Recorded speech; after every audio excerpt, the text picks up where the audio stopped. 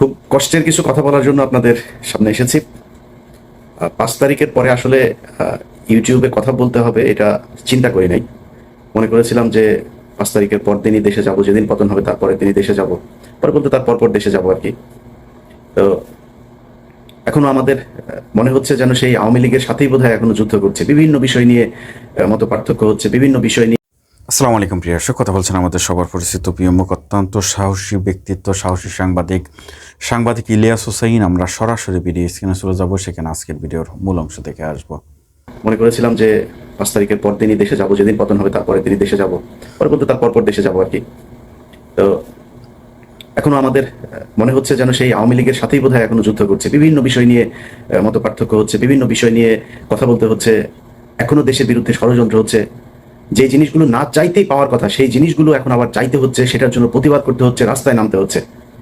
গতকালকে একটা ভিডিওতে আসিফ নজরুলের সৌদি আরবে গিয়েছেন এক ব্যক্তি, তিনি ফেসবুকে তার পোস্ট করেছেন যে আসিফ নজরুলকে পিছনে নিয়ে এইভাবে আপনার মানে ফোনটা সামনে ধরে এইভাবে বলছে যে এই যে আসিফ নজরুল এই প্রবাসীদের রেমিটেন্স যোদ্ধাদের টাকা মেরে দিয়ে তারপরে হজ করতে এসেছেন।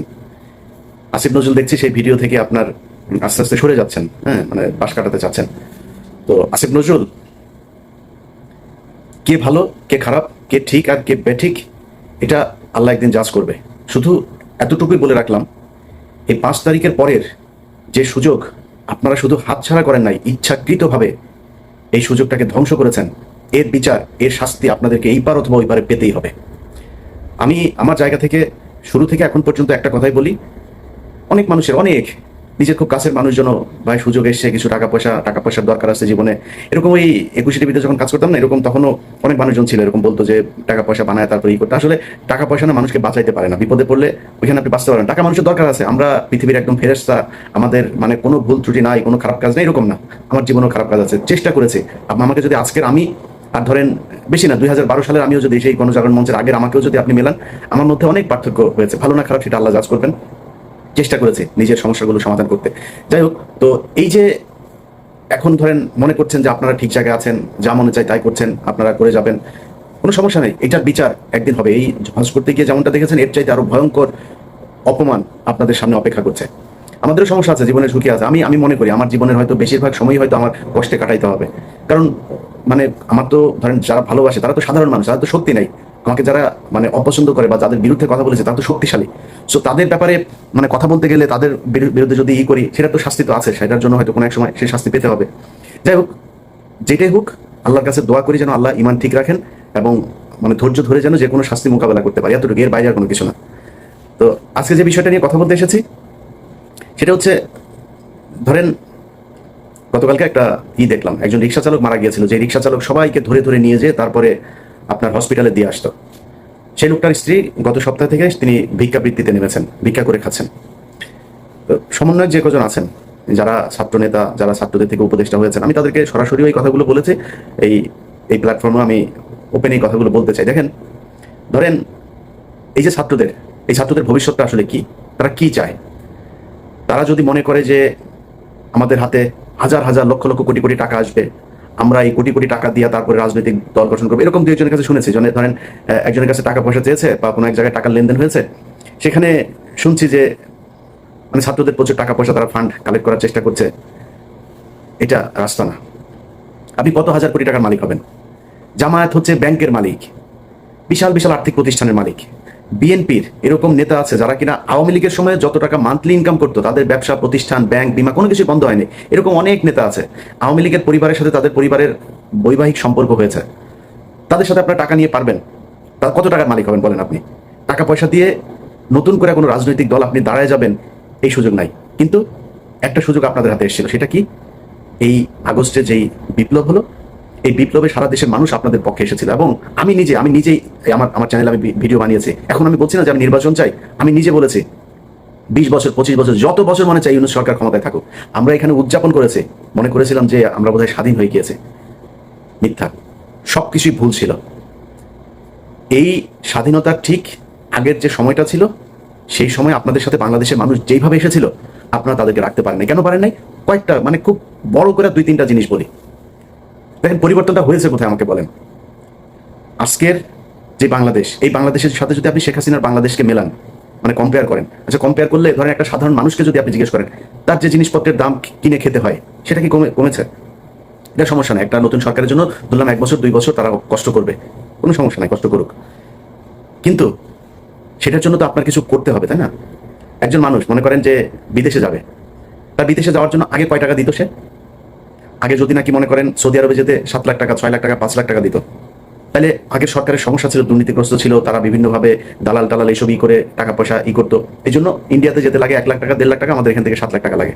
মালয়েশিয়াতে যেতে 60,000 70,000 টাকা লাগে, আমাদের এখান থেকে লাগে 5 লাখ টাকা। ওমান, কাতার, দুবাই, মধ্যপ্রাচ্যের সব দেশে একই অবস্থা। এখন বৈষম্য কাটানোর জন্য বৈষম্য বিরোধী আন্দোলন হয়েছে, মানুষ রক্ত দিয়েছে, সেই বৈষম্য শেষ করার পরে তাদের তো কম লাগবে টাকা, তাই না? আসলে কি লাগছে? তাহলে এইটার দায় কার? এটার জন্য তো আপনাকে জবাব দিতে হবে। আপনি যেটা শেখ হাসিনা পারেন সেটা আপনি করে দেখাবেন, এই জন্যই তো আপনাকে পরিবর্তন করে আনা হয়েছে।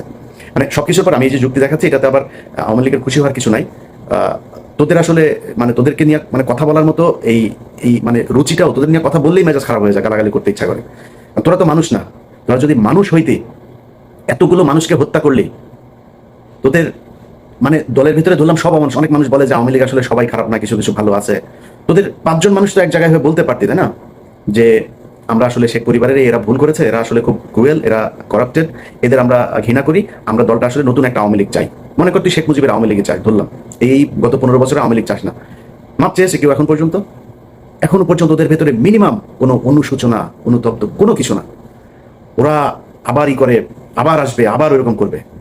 এখন ওদেরকে সুযোগ করেও দিচ্ছে, এই সরকারই দিচ্ছে। সবকিছু যদি বাদ দেন, আপনি প্রবাসীদের টাকা পয়সার কথা বলেন, পুলিশের এখন পর্যন্ত আপনি জানেন আগের চাইতে বেশি ঘুষ দিতে হয় একজন ওসিকে একটা নিতে হলে, একজন এসপিকে বদলে নিতে হলে, ভালো একটা পোস্টিং নিতে হলে। পুলিশের বউ, ঊর্ধ্বতন কর্মকর্তাদের বউ পর্যন্ত মাঠে নেমেছে টাকার কালেকশনে। একজনের বউয়ের ফোন রেকর্ডও আছে, এক ওসির সাথে কথা বলছে, নিজে করে, নিজের পরিবারের খুব নিকট আত্মীয় দিয়ে তারপরে ওসির সাথে ডিল করায়। তাহলে পরিবর্তন কি? এখন এগুলো সবকিছু নিয়ে কথা বলতে গেলে না, মানে সবারই মনে হয় সমস্যা হচ্ছে না, আমার একাই মনে হয় সমস্যা হচ্ছে। এই কারণে গতকাল আমার ফেসবুকের একটা পোস্টেও দিয়েছি যে খামাখা এত শত্রু বাড়ায় লাভ কি? সবার যেহেতু সমস্যা হয় না, আমার একা সমস্যা গেলে আমারও তো ইচ্ছা করে। এই জন্য চিন্তা করেছে যে সবার সাথে মিলমিশ করে তারপরে যা হয় হোক, দেশে যাবো, দেশে যায় ভাই আমার ইউটিউবে এখন যে ইনকাম, এখানে বসে আমার ইউটিউবে যদি 5 লাখ 6 লাখ টাকা ইনকাম হয়, তাও তো আমার হয় না, কারণ এখানে তো খরচ বেশি। আমি বাংলাদেশে 2 লাখ টাকা ইনকাম হলে আমি আরামে বিশাল রাজার মতো চলতে পারবো। আমি কেন এখানে কষ্ট করবো? কেন আমি সরকারের সাথে, সেনাবাহিনীর সাথে, পুলিশের সাথে, বিভিন্ন রাজনৈতিক দলের সাথে কেন ঝামেলা করবো? কারণ যেহেতু সমস্যা হচ্ছে না, তাহলে আর কি সমস্যা নাই। এই কষ্ট থেকেই কথাগুলো বললাম। এখন পুলিশ থেকে শুরু করে সব জায়গাতে সমস্যা, সব কিছু যদি বাদ দেন, সব বাদ। আচ্ছা, যেই হত্যাগুলো হইলো এটার ব্যাপারে মিনিমাম একটা ইতে যাওয়া দরকার ছিল, জান নাই। এখন এই যে ছাত্ররা মনে করছেন যে আপনারা টাকা পয়সা করে তারপরে বিশাল আকারে একটা মানে এই ফান্ড তৈরি করে তারপরে রাজনৈতিক দল গঠন করবে, নতুন দল, এই মাসে সম্ভবত আপনাদের নতুন দল আসবে। আপনার দলে মানুষ আসবে কেন আমাকে বলেন? কিসের জন্য আসবে? কোনো একটা কারণ থাকতে হবে তো। আপনি অন্য দলের চাইতে কোন জায়গায় ভিন্ন, যেই কারণে আপনার দলে আসবে? সেটা আসতে হলে অন্তত আমি মনে করি 2টা কাজ করতে হইতো। 1 নম্বর, এই যে আওয়ামী লীগের যে হত্যা মামলার আসামিগুলো, চিরুনি অভিযান চালায় প্রতিটা আসামিকে ধরতে হবে। ধরার পর তারপরে তাদের বিচার কি হবে, কে নির্দোষ কে দোষী সেটা পরে আপনি করবেন, বিচার হবে, তদন্ত হবে, চার্জশিট যাবে, মামলার প্রক্রিয়া চলবে। যে দোষী হয় সে দোষী, যে নির্দোষী হয় সে খালাস পাবে, ছাড়া পাবে। কিন্তু আমাদের চোখের সামনে ঢাকা শহরের অধিক সময় টিভির মতো জায়গায় 7 জন খুনি মামলার আসামি, 2-3 মামলার আসামি পর্যন্ত ধরা পড়ছে, মুনিশা ধরা পড়ার পরে ছাড়া পড়লো। আরে ভাই, খেলা নাকি? মানে হত্যা মামলার আসামি আপনি ধরছেন, মন চাচ্ছে ছেড়ে দিচ্ছে। হত্যা মামলার আসামিকে পুলিশ ওসিকে বলছে যে ভাই এখানে আসামি আছে, আসামি ধরেন, বলে ঊর্ধ্বতন কর্মকর্তার ছাড়া ধরা যাবে না। এই যে সিটিটিসি, আপনার এই যে সিটিটিসিতে আসাদুজ্জামান, তারপরে আসাদুজ্জামানের সাথে ওর এক স্টেনও ছিল নজরুল, হ্যাঁ, সে কয়েকদিন আমার নিয়ে ফেসবুকে পোস্ট করেছে। পুলিশের একজন এসআই সে আমার নিয়ে ফেসবুকে পোস্ট করে, মানে চ্যালেঞ্জ করে, তারা ধরতে পারবে না। শুনছি এর আবার এই বিভিন্ন তদবির করে চাকরিতেও ঢুকছে, ডিবি, তারপরে রাব্বানি, গোলাম রাব্বানির ভাই পর্যন্ত এখনো পুলিশে চাকরি করে। তাকে নিয়ে আপনি যুদ্ধ করবেন বলেন? কালকে যদি শেখ হাসিনা বলে যে আমি দেশে ঘুরে যাবো, আওয়ামী লীগের লোকজনের যদি, আওয়ামী লীগ তো কারো তো আপনি ধরেন না, কয়টা ধরেছেন আপনি? সব তো এলাকাতে আছে। যদি বলে ধরে যাবো, আওয়ামী লীগ এখন বিএনপির পেছনে, জামাতের পেছনে যায় যোগ দিচ্ছে। আপনার কি মনে হয় ওরা বিএনপি করে ফেলেছে, জামাতের আদর্শ নিয়ে নিয়েছে? ওরা তো আওয়ামী লীগই। ওরা যখন দেখবে আপনার পেছনে রাজনীতি করা লাগে, যখন দেখবে হাসিনা ঢুকেছে দেশে, ওরা হাসিনার পেছনে রাজনীতি করবে, ওরা ওদের ঝাঁপায় পড়বে আবার ফের। আর এটার জন্য যদি নাকি মনে করেন ঠেকানোর জন্য প্রশাসন, সচিবালয়, কোন জায়গায় আপনি নিয়ন্ত্রণ নিয়েছেন আমাকে বলেন?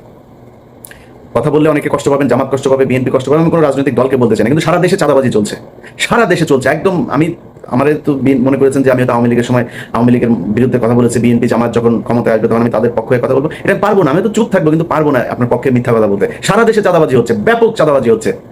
এখন এই যে চাঁদাবাজি করছেন, কোথেকে করছেন আপনি চাঁদাবাজি? হাটে ঘাটে, ওই বাস স্ট্যান্ড, ওই গরুর বাজার, ওই হাওর বাওর, এই যে সব লিস্টি যেগুলো নিয়ে আপনারা দখলে নিয়েছেন, দখলে নিয়ে কি করছেন? ওইখানে চাঁদাবাজি। গ্রামে এদিন শুনলাম একজনের মুরগি বিক্রি করতে এসছে, সেই মুরগির থেকে, মানে অনেক মুরগি আর কি, ফার্মের মুরগি, এক এক মুরগি থেকে সেখানে চাঁদা নেওয়া হচ্ছে। তো এই যে চাঁদা নিচ্ছেন, নিয়ে কি করছেন? একদম প্রান্তিক লেভেলে যে মানুষ আছে তাদের কাছে আপনি চাঁদাবাজ হিসেবে উপস্থাপিত হচ্ছেন। কিন্তু একটু চিন্তা করে দেখেন তো, প্রশাসনের, সচিবালয়ের, কোর্টের কোন জায়গায় দুই চারটা জায়গা বাদে কোন জায়গাটায় আপনার জামাত বা বিএনপির লোক আছে? আমার দেখান দুই চারটা জায়গার মধ্যে যে একটা ধাক্কা যদি শেখ হাসিনা দেয়, আওয়ামী লীগ দেয়, আপনি যে প্রশাসনের এই দিক থেকে যে সমর্থন পাবেন সেই সুযোগটা আছে আপনার? নাই। তো কি নিয়ে আপনি যুদ্ধ করবেন? অতএব ছাত্রদের, আমি মনে করি সেদিন আমার সাথে যাদের কথা হচ্ছে তাদেরকে আমি একই কথা বলেছি, তারা বলছে যে আমরা আসলে অনেক কিছু চাইলেও পারছি না। তা আপনারা যদি পারছেন না, এটা কি মানুষ জানে? যেই হোক, মানে ছাত্রদের ভেতরে আমি কারণ নাম ধরছি না, যেই আমার সাথে যারই কথা হোক, যেই লেভেলেরই হোক, এ বলছে আমরা পারছি না। আপনারা পারছেন না, এটা তো মানুষ জানে না। আমরা তো মনে করছি আপনারা সরকারের পার্টে আছেন, সরকারের সাথে কাজ করছেন মিলেমিশে, আপনারা যা চাচ্ছেন সরকার সেটাই করছে, সরকার যা করছে সেটাই আপনাদের কাজ। আমরা তো এটা মনে করছি। আপনাদের কথা যে সরকার শুনছে না সেটা তো বলতে হবে। বলতে হলে কি করতে হবে? সরকারের ছাত্রদের প্রতিনিধি যারা আছে তাদেরকে পদত্যাগ করতে হবে, করে রাস্তায় নেমে আসতে হবে। এর বাইরে নাম ধরে বলি, নাহিদ ভাই, আসিফ ভাই, হাসনাত ভাই, সাজিজ ভাই, যারা যারা আছেন, পিঠের চামড়া থাকবে না। যদি মনে করেন যে এই সরকার চলে যাবে আর বিএনপি আওয়ামী লীগ, বিএনপি বা জামাত ইসলাম আপনাদেরকে কোলে তুলে নিয়ে নাচবে, প্রশ্নে আসে না। আর আওয়ামী লীগ তো কত ভয়ঙ্কর হইতে হবে সেটা আপনাদেরকে বোঝানোর দরকার নাই, আপনারা জানেন।